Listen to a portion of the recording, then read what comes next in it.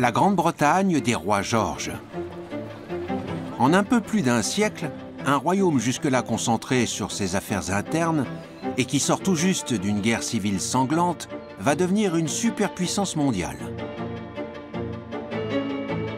Ce formidable changement s'opérera grâce à des rois issus, comme leurs épouses, de la noblesse allemande.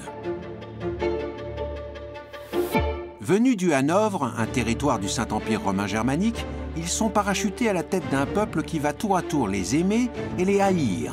Eux se détestent viscéralement. Des dessins satiriques ont dépeint Georges Ier comme un navet. Ce qui était au départ une dispute d'ordre privé vire au scandale public. Quand votre père a exilé votre mère, il y a des chances pour que vous soyez assez perturbé dès l'enfance. Une page de l'histoire britannique marquée par des coups bas, des querelles, des trahisons. La Grande-Bretagne est continuellement en guerre au XVIIIe siècle. Ces rois accumulent les histoires choquantes. Sa mère le traitait de monstre. Il s'était entiché d'une actrice au point de la harceler. Georges IV était du genre à se dire « Oh, ce n'est pas permis ?» Comme c'est intéressant, je vais le faire. Bref, c'est le chaos et la tourmente chez les ancêtres des Windsor.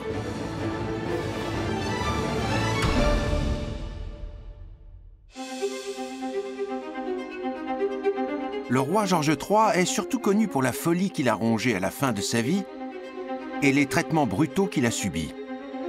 Pourtant, son avènement est placé sous les meilleurs auspices. C'est le premier roi hanovrien né en Grande-Bretagne qui consacrera sa vie à son pays et à son peuple. Un mari dévoué qui façonne l'image moderne d'une famille royale. Mais son règne est ébranlé par des événements intérieurs et extérieurs. La perte de l'Amérique, la Révolution française, et enfin sa déchéance inéluctable.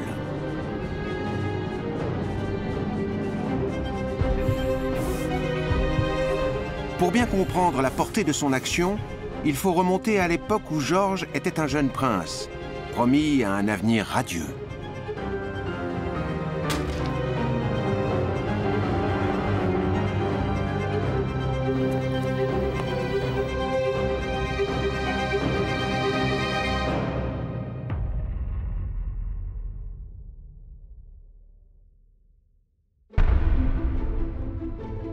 Le 4 juin 1738, le prince Frédéric de Galles, fils de Georges II à qui il doit succéder, et son épouse Augusta, mettent au monde leur premier fils, auquel il donne le prénom de son grand-père, Georges.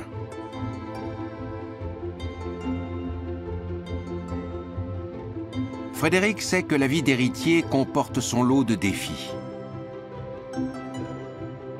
Si son père, le roi régnant, réside en Grande-Bretagne, lui passe son enfance en Allemagne, sans ses deux parents.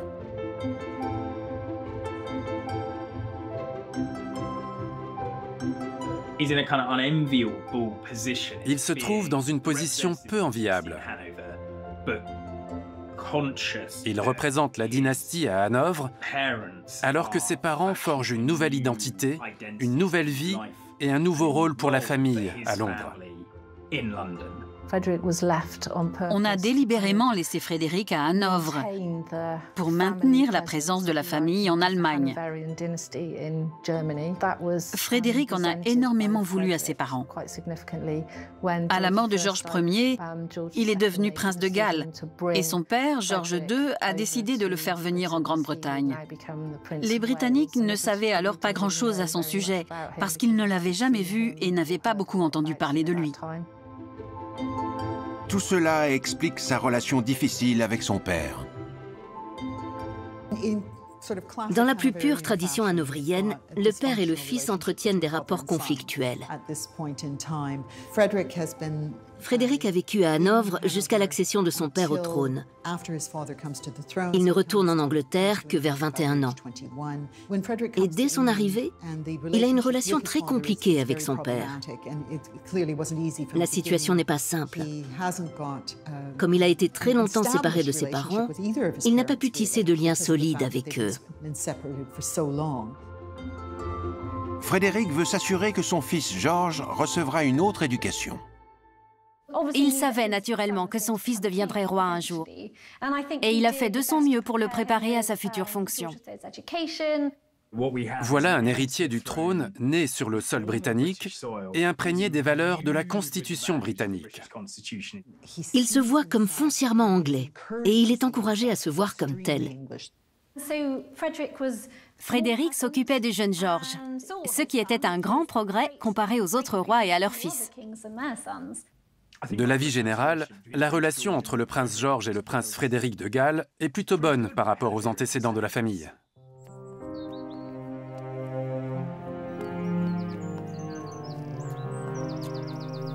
Deuxième dans la lignée, le jeune George se prépare à devenir roi de Grande-Bretagne, mais aussi, comme George Ier et George II avant lui, à régner sur l'électorat de Hanovre, qui fait alors partie du Saint-Empire romain germanique.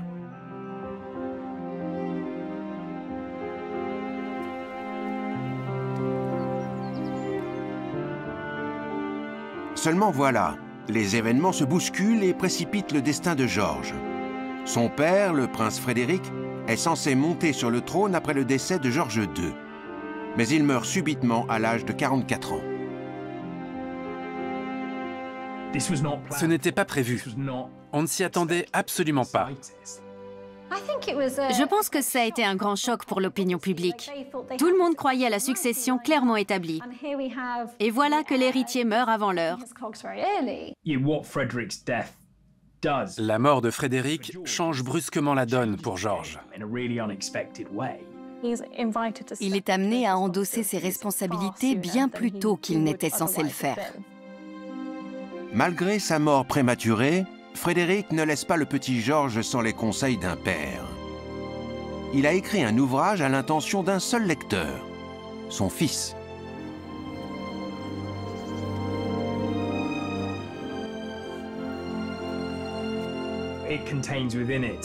Ce livre contient tous les principes que Frédéric juge indispensables à la pérennité de la dynastie hanovrienne. Au cours de sa vie, Frédéric a observé son père, George II, et son grand-père, George Ier, dans l'exercice de leurs fonctions royales. Il est donc conscient qu'ils ont commis certaines erreurs, notamment en restant liés au Hanovre et en refusant d'abandonner complètement leur identité allemande. Frédéric met un point d'honneur à être britannique. Et c'est un principe qu'il martèle à son fils dans le manuel qui lui est destiné. Son objectif est d'en faire l'homme qu'il veut et le souverain qu'il devra être un jour.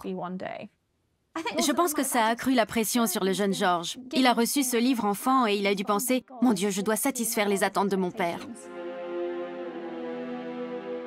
Mais le petit George ne doit pas seulement être à la hauteur des ambitions de son père. Son grand-père, George II, qui a été un père distant avec son fils, commence à s'intéresser de plus près au jeune garçon.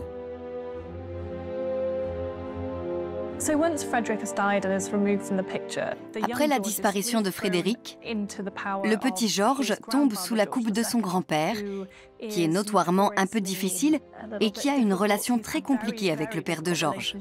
Le jeune garçon est tenu d'en faire abstraction, d'obéir à son grand-père et d'apprendre de lui le plus de choses possible. Aux yeux de George II, la pérennité de la maison de Hanovre passe avant tout. Pour cela, son petit-fils doit se marier et engendrer un héritier. Si les Hanovriens sont sur le trône de Grande-Bretagne, c'est uniquement parce que la reine Anne est morte sans enfant et qu'ils sont les plus proches parents protestants. Leur succès tient en partie au fait qu'ils ont apporté une certaine stabilité à la monarchie britannique.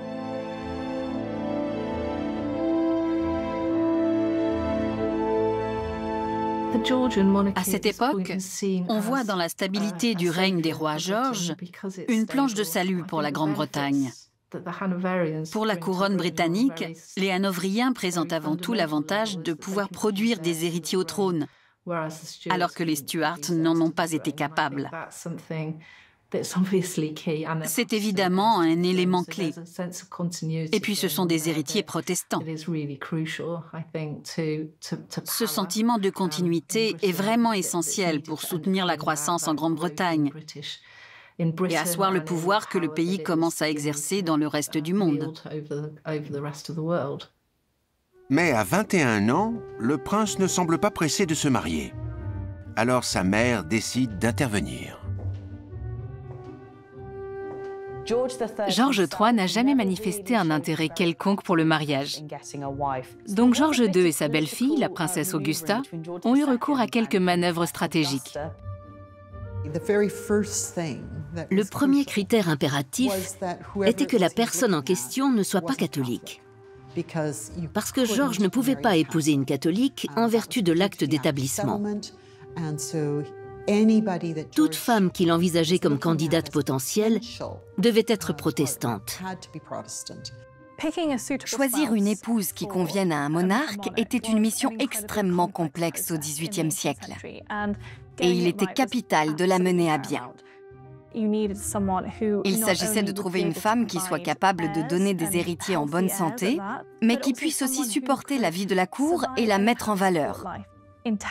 Elle devait être intelligente et curieuse, mais sans excès, car il ne fallait pas qu'elle fasse de l'ombre au roi. C'était très important. Alors, où la trouver? En Angleterre? Il fallait chercher à l'extérieur du pays. Mais combien de princesses protestantes y avait-il au juste? Qui étaient-elles? Et comment choisir? Refusant qu'on décide à sa place, George s'implique activement dans le choix de son épouse. Sur la liste des prétendantes, il raye tous les noms, sauf un.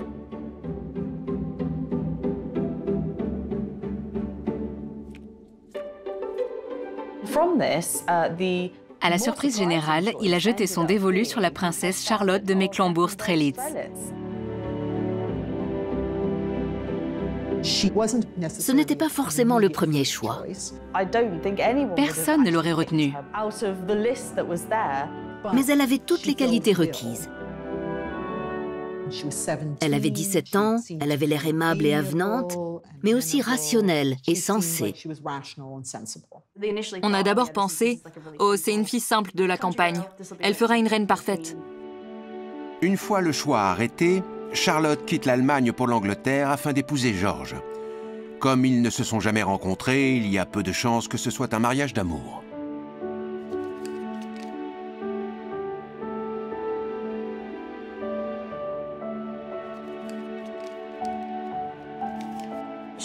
Elle parle un peu l'anglais, pas très bien, et elle va épouser un homme qu'elle n'a jamais vu. Leur première rencontre a été assez gênante.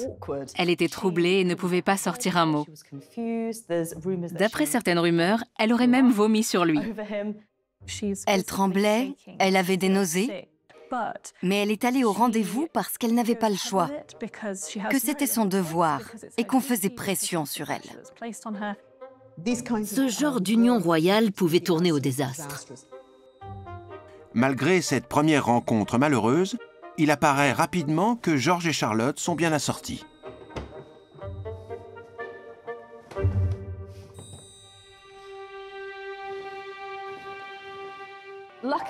Par chance, leur relation a pris ensuite une tournure plus favorable.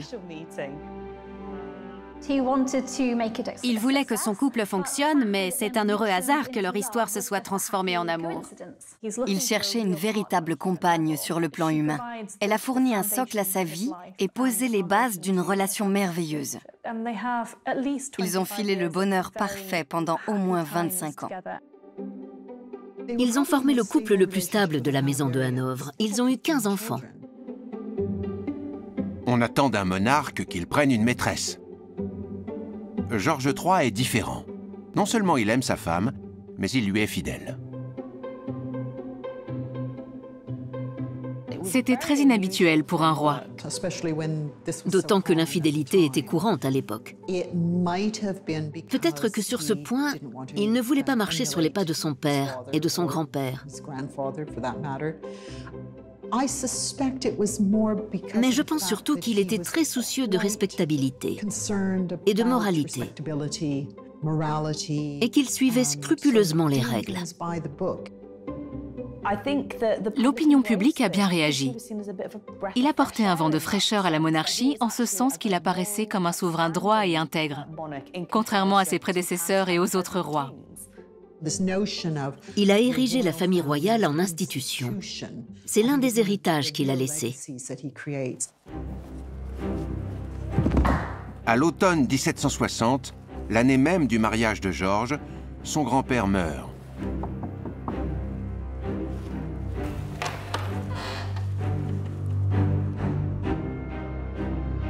Il accède au trône de Grande-Bretagne bien plus tôt que prévu. Il n'a que 22 ans.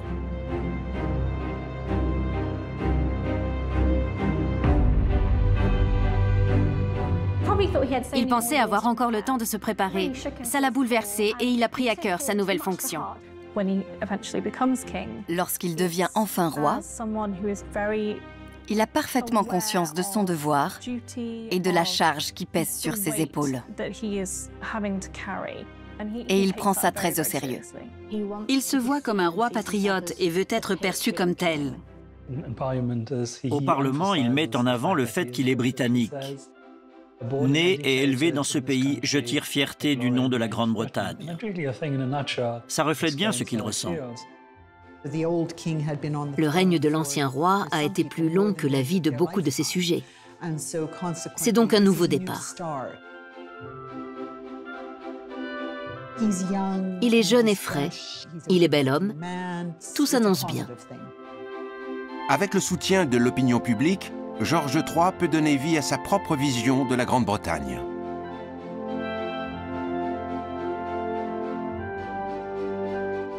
Georges III consacre beaucoup de temps à ses centres d'intérêt, tout simplement parce qu'il en fait des enjeux nationaux. Il suit de près les découvertes scientifiques. Il se passionne pour les sciences naturelles et l'agriculture. Il était assez bon en dessin technique. Le monarque, et donc la nation, peut s'identifier à ces édifices ou même se définir par rapport à eux. C'est extrêmement important pour lui personnellement. La promotion des arts et de la culture lui tient tout autant à cœur. Ce n'est pas un simple passe-temps, ça fait partie de son travail. C'est un véritable homme des Lumières.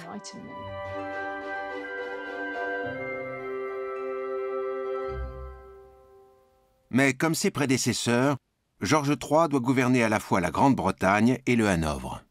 Il se considère avant tout comme britannique. Il n'a jamais mis les pieds à Hanovre, mais tout porte à croire qu'il accorde autant d'importance à ce territoire que ses prédécesseurs.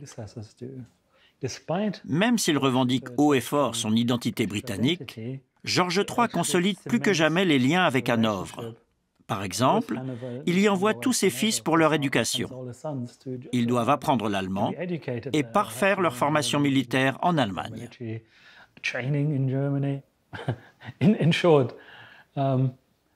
Bref, Georges III est très britannique, tout en étant conscient de ses devoirs et obligations vis-à-vis de Hanovre.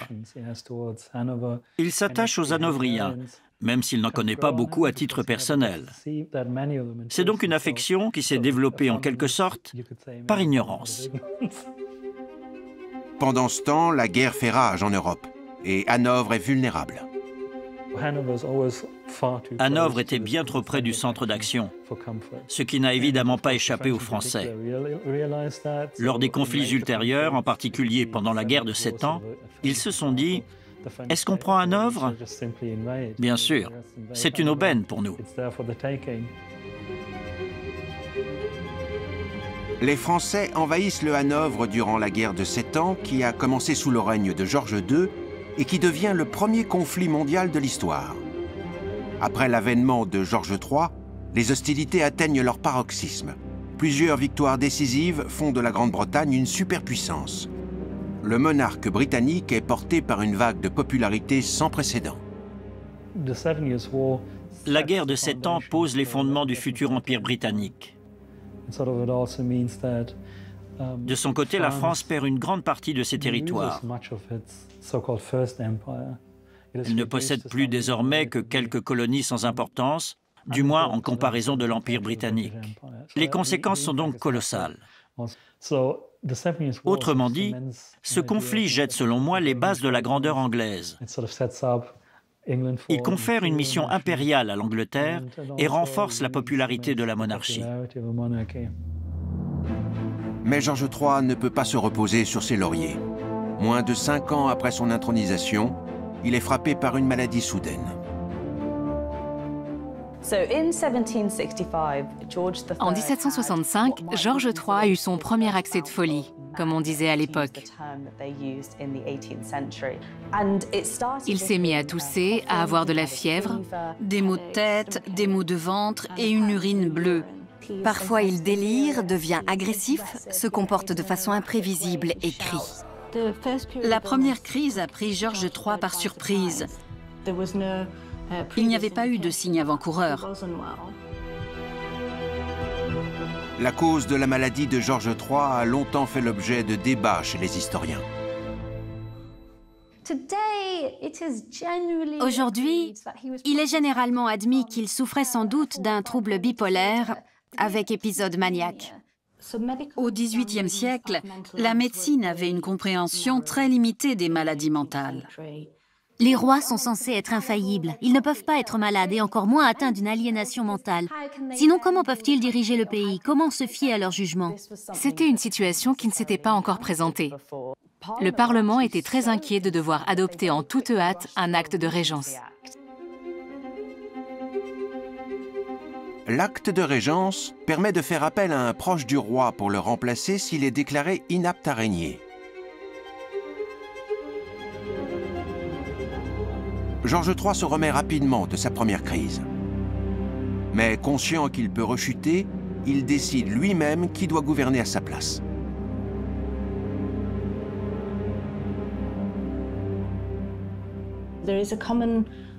L'idée est largement répandue que le roi fou a toujours souffert de maladies mentales, mais ce n'est pas le cas. Ça a été une phase brève. Il s'est très vite remis de cet épisode passager et la loi a été abrogée. Mais cela montre la panique que cet incident a immédiatement provoquée, alors qu'il a été de courte durée. Sa première crise lui a valu l'adhésion massive de l'opinion publique. Le fait qu'il survive à cette maladie a totalement changé la perception que les Britanniques avaient de lui.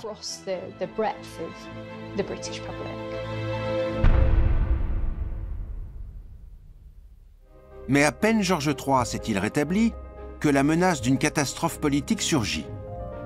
Non pas à l'intérieur du pays, mais dans les colonies britanniques d'Amérique. L'avenir de la prospérité de la Grande-Bretagne dépend de ses relations avec l'Amérique du Nord et des biens provenant de ses territoires.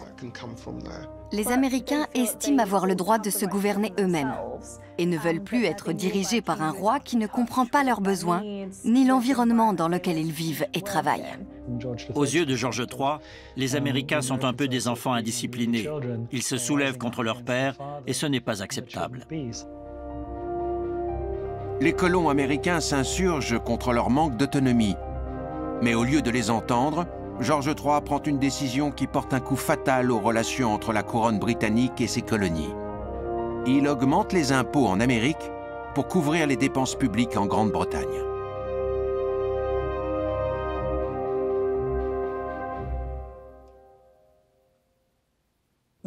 Toute une série de mesures sont prises pour générer des rentrées d'argent. Le problème est que le Parlement a décidé de ne pas imposer les citoyens britanniques en métropole et de faire porter la charge financière aux colons.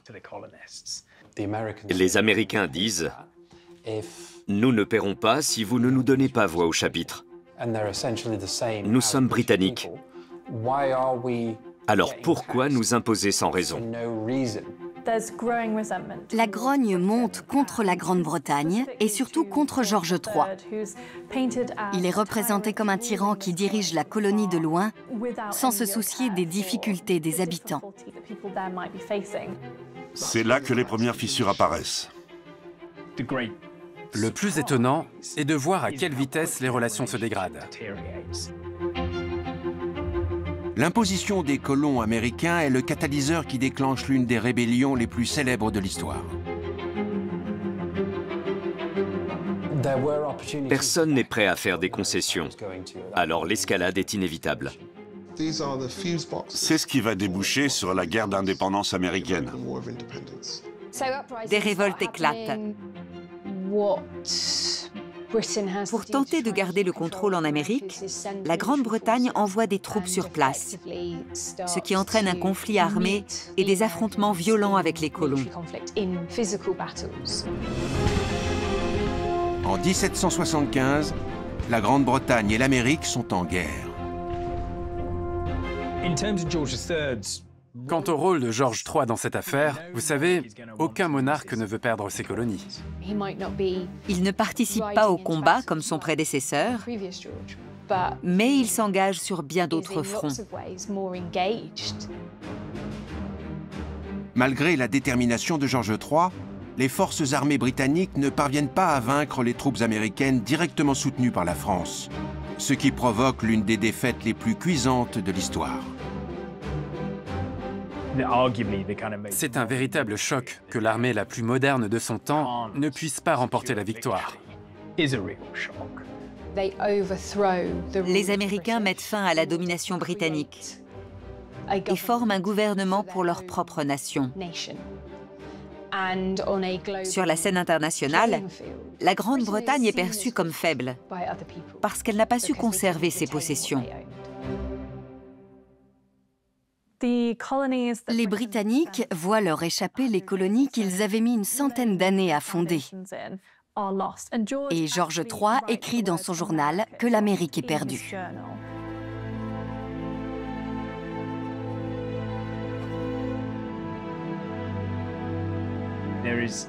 La perte de l'Amérique suscite une profonde déception et une forte indignation publique.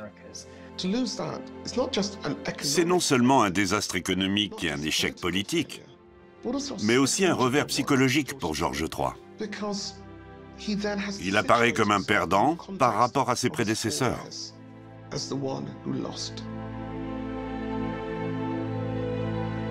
Après la défaite de la Grande-Bretagne et son humiliation exposée à la face du monde, George III touche le fond. De désespoir, il pense même à se défaire de sa charge.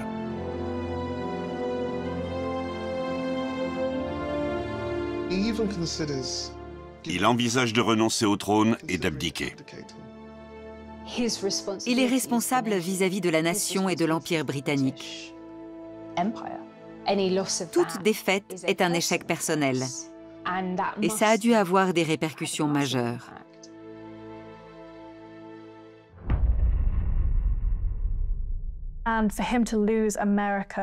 La perte de l'Amérique est un coup dur qui affecte sa santé physique et mentale et l'affaiblit politiquement. La guerre d'indépendance américaine a eu pour conséquence à long terme un recentrage sur la Grande-Bretagne et une redéfinition de l'identité britannique. Pour redorer le blason de la Grande-Bretagne et regagner les faveurs de ses sujets, George III se tourne vers les seuls sur qui il croit pouvoir compter, les membres de sa famille. À cette période, George III fait l'objet d'une surveillance qu'aucun de ses prédécesseurs n'a connue. Il attache une grande importance à la façon dont sa famille et lui sont perçus. Le fait que George III s'affiche désormais en père de famille peut être interprété comme une réaction viscérale à l'humiliation sans précédent qu'il a subie sur la scène internationale.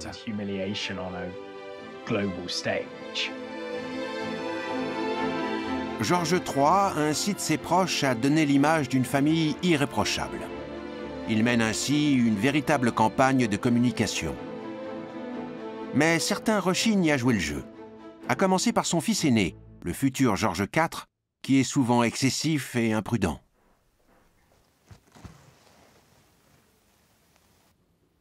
George III doit gérer l'image de la famille quand c'est un peu le chaos en coulisses. Ses frères et sœurs ne marchaient pas forcément sur ses pas. Son frère, le prince Henri, était connu pour ses adultères. Il est entré en conflit avec Lord Grosvenor, qui l'a surpris au lit avec sa femme. Il a dû lui verser 10 000 livres de dommages et intérêts, ce qui équivaut aujourd'hui à près de 2,5 millions d'euros. Henri n'est pas le seul de la fratrie à enfreindre les règles édictées par George III.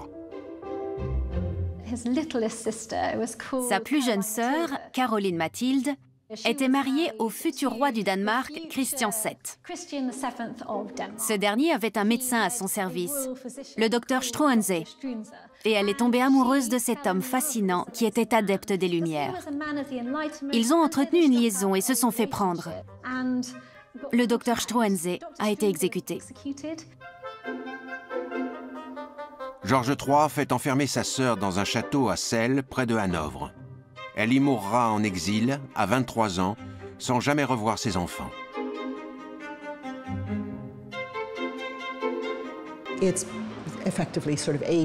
C'est une claque dans la figure du roi et de sa femme Charlotte, qui s'évertuent à faire respecter les règles de morale et de bienséance à la cour. Pour rétablir l'ordre au sein de la famille, George III fait adopter la loi sur les mariages royaux au Parlement.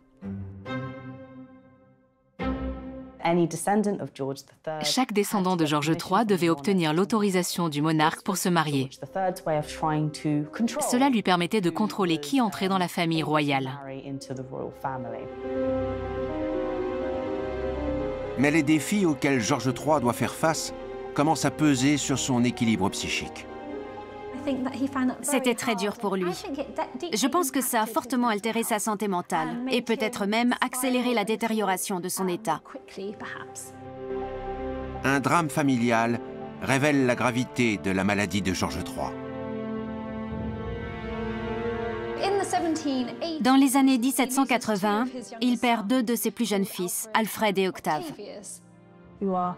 Ils ont 1 et 4 ans lorsqu'il meurt d'un vaccin contre la variole.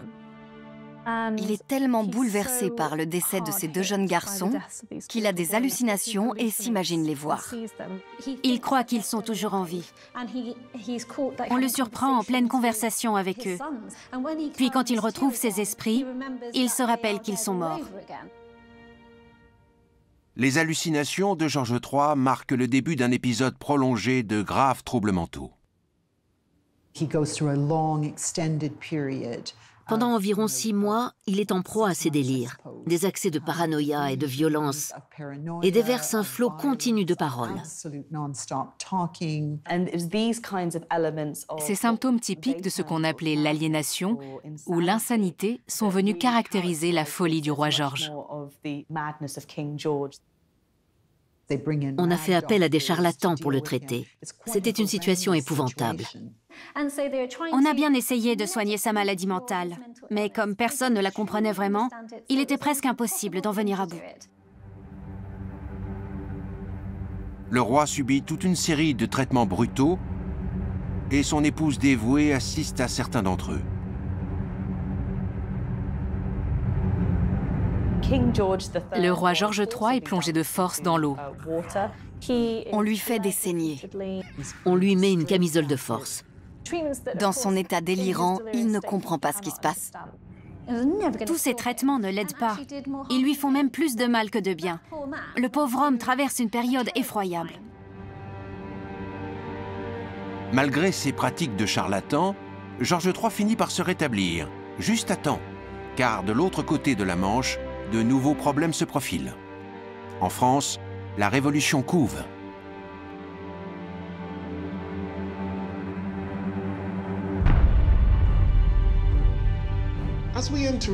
À la fin du XVIIIe siècle, on assiste à l'effondrement du pouvoir incontesté des rois. En Angleterre, leur champ d'action était déjà limité.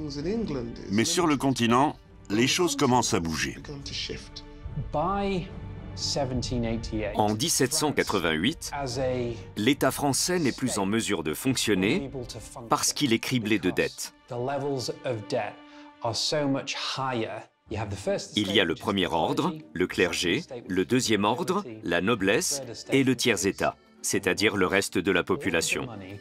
Les deux premiers ordres détiennent tout l'argent et le tiers-État paie l'ensemble des impôts. Marie-Antoinette et Louis XVI ont tous deux la réputation d'être très dépensiers et totalement inaccessibles. Face à cette inégalité criante et à l'impossibilité de changer la situation, il n'y avait qu'une solution: éliminer purement et simplement ces têtes couronnées.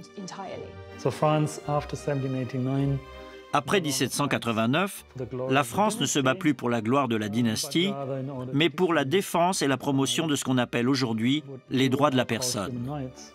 Un concept qui s'était déjà développé au cours de la Révolution américaine. La Révolution éclate. La Révolution française commence par la prise de la Bastille et les attaques contre la monarchie. Elle aboutit à l'exécution de Louis XVI et de sa femme, Marie-Antoinette, et par là même à la fin de la monarchie. La Révolution française fait naître en Grande-Bretagne la crainte que la ferveur révolutionnaire se propage. On sent bien que ça ne se passe pas très loin de l'Angleterre. La révolution en France était terrifiante. Georges III était horrifié par l'exécution de Louis XVI. Si c'était arrivé à ce roi, ça pouvait lui arriver aussi. Cette peur s'accentue quand les révolutionnaires français ne veulent plus se contenter de réformes à l'intérieur du pays.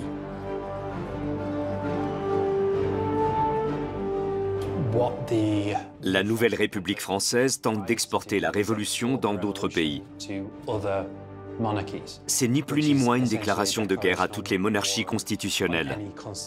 En 1793, la France déclare la guerre à la Grande-Bretagne. En tant que souverain de la Grande-Bretagne et du Hanovre, Georges III se retrouve pris entre deux feux et dans une position politique et géographique délicate.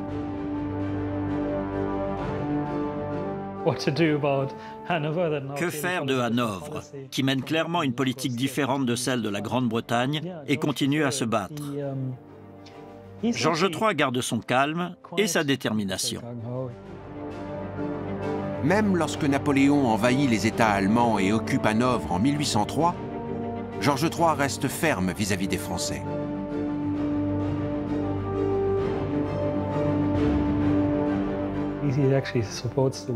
Il est favorable à la guerre et dit « Peu importe que Hanovre soit occupé, bien sûr ça doit être dur pour la population, mais c'est mieux pour l'avenir. » Bref, il voit à long terme et se montre prêt à sacrifier le Hanovre.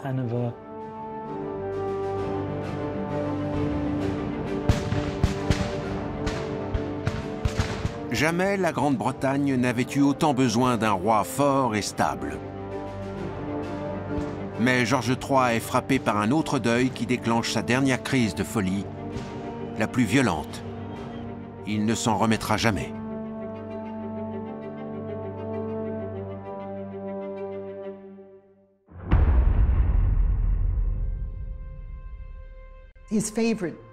Sa fille préférée, la princesse Amélie, est atteinte d'une maladie, peut-être la tuberculose. Elle a eu une mort lente et douloureuse. Ça a profondément affecté Georges III. Ils ont décliné ensemble. Ça semble être l'élément déclencheur, celui qui a précipité la dernière phase de dépression maniaque, de folie et de démence.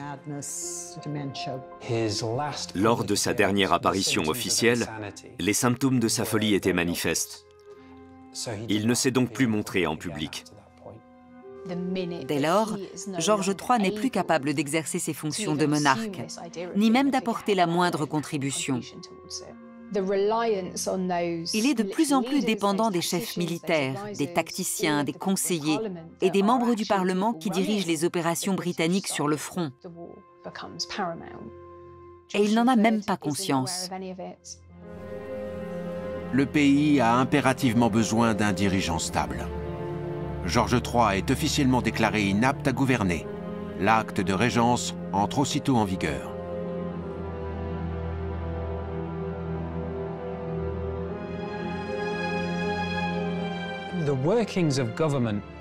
Le gouvernement, qui se préparait à cette éventualité depuis la première crise du roi, a nommé sans tarder son fils George prince régent. Le prince George était impatient de devenir régent.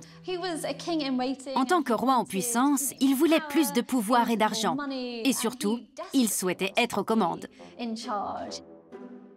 À Hanovre, la maladie de George III ne change guère la situation.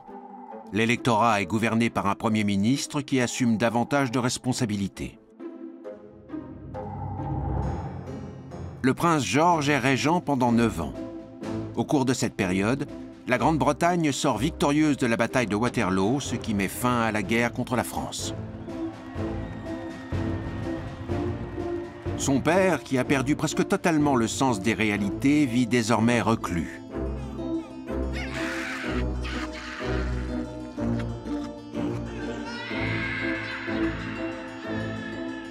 Si George III et sa femme ont toujours formé un couple uni, leur bonheur conjugal est mis à rude épreuve. Dans ces dernières années, Charlotte voit l'état de son mari se dégrader jusqu'au jour où il oublie complètement qui elle est.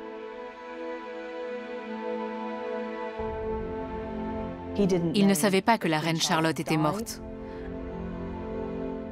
Et comme il ne pouvait pas le comprendre, il n'a pas été en deuil. À ce stade, la maladie avait pris le dessus. Pendant près d'une décennie, George III a été coupé de son peuple et en proie à de terribles souffrances. Il n'empêche que sa mort en 1820 marque la fin du plus long règne d'un homme dans l'histoire britannique.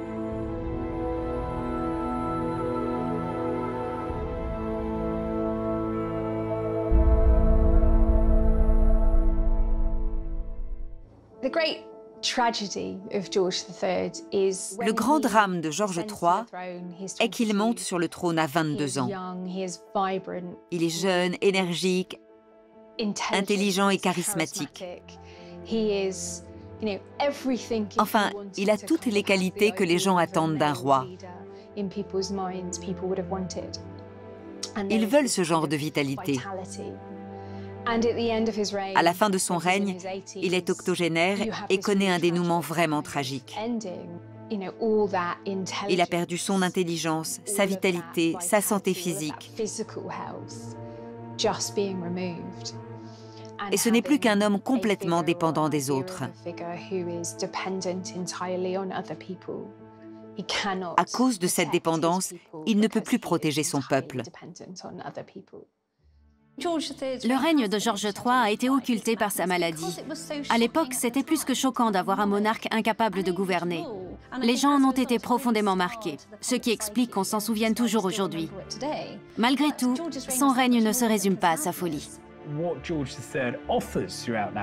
George III a incarné une certaine continuité. Avec son entourage, il a compris qu'il fallait moderniser, transformer, faire évoluer la monarchie pour garantir sa survie.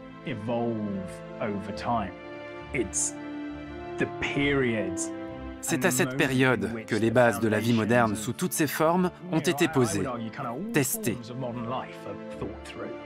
et expérimentées pour la première fois. Il n'est jamais simple de définir l'héritage d'un roi. George III voulait par-dessus tout réussir, mais il a dû affronter de telles épreuves sur les plans personnels et politiques qu'il paraît encore plus difficile d'évaluer son action.